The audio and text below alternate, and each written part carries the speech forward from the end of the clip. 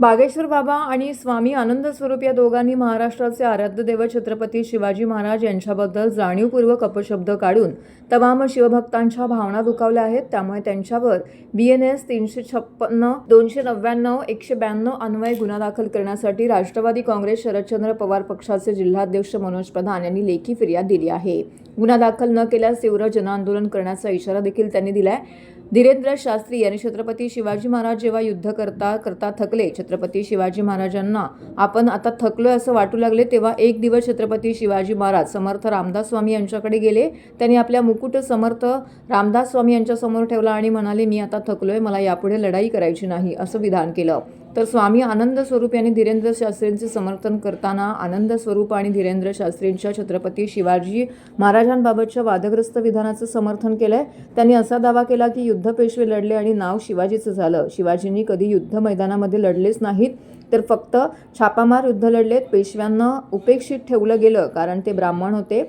बागेश्वर बाबा यांनी माफी मागायची गरज नव्हती असं ते म्हणाले। या दोघांनी केलेलं विधान ही महापुरुषांचा अवमान करणारी आहेत। या दोघांकडून जाणीवपूर्वक दोन धर्म जाती समूहांमध्ये तेढ निर्माण करण्याचा प्रयत्न करण्याच्या उद्देशाने अशी विधानं केली आहेत, असा उल्लेख यावेळी मनोज प्रधान यांनी लेखी फिर्यादीमध्ये केलेला आहे।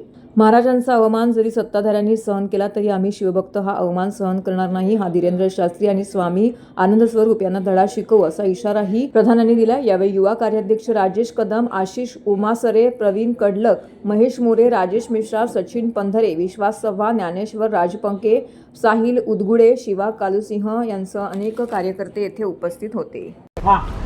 आज मी नौपाडा पोलीस स्टेशनमध्ये एक गुन्हा दाखल करा ही फिर्याद घेऊन आलेलो।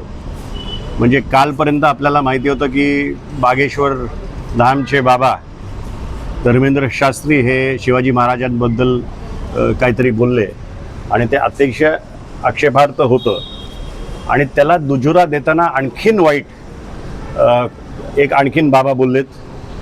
आनंद स्वरूप असं त्या बाबांचं नाव आहे। तर या आनंद स्वरूप आणि बागेश्वर बाबांवर गुन्हा दाखल करा म्हणून या ठिकाणी मी आलेलो आहे। या आनंद स्वरूपबद्दल आपल्याला माहिती द्यायची तर बलिया आणि देवरियाच्या मध्ये सलीमपूर नावाची एक जागा आहे, इथला तो बाबा आहे आणि तो स्वतःच्या साईटवर म्हणतो की मी भाजपचं कार्य करतो आणि भाजपच्या नेतृत्वाला कळलं पाहिजे की मी चांगलं काम करत आहे। म्हणजे अशा पद्धतीने एक प्रश्न मी भाजपच्या नेत्यांना विचारतो की आमच्या महाराजांचा असा अवमान करून त्यांना ब्राउनी पॉईंट्स मिळत आहेत का?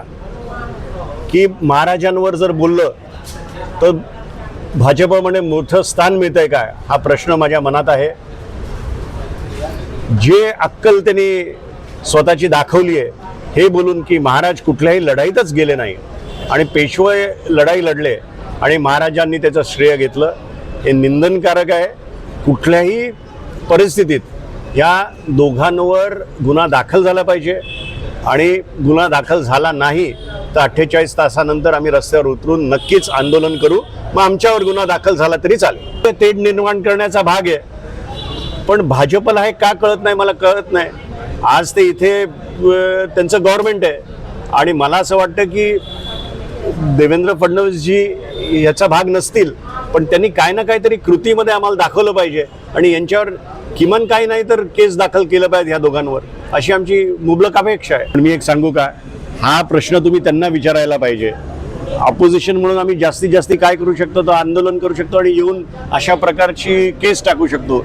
अशा कुठल्या कलमाखाली ह्या केस बसतात ते पण आम्ही लिहिलेलं आहे। त्यामुळे आता याचा विचार व्हावा आणि त्यांना कठोर शिक्षा व्हावी, त्यांच्यावर गुन्हा दाखल झालाच पाहिजे। कारण काय एक अक्कल बाकीच्यांना पण घडेल की महाराजांवर बोललं तर महाराष्ट्र चूप बसणार नाही आणि महाराजांवर बोललं तर तुमच्यावर गुन्हा दाखल होणारच। हा संदेश या नौपाडा पोलीस स्टेशनमधनं दिला तर मी नौपाडा पोलिसांचे आभारी असेल।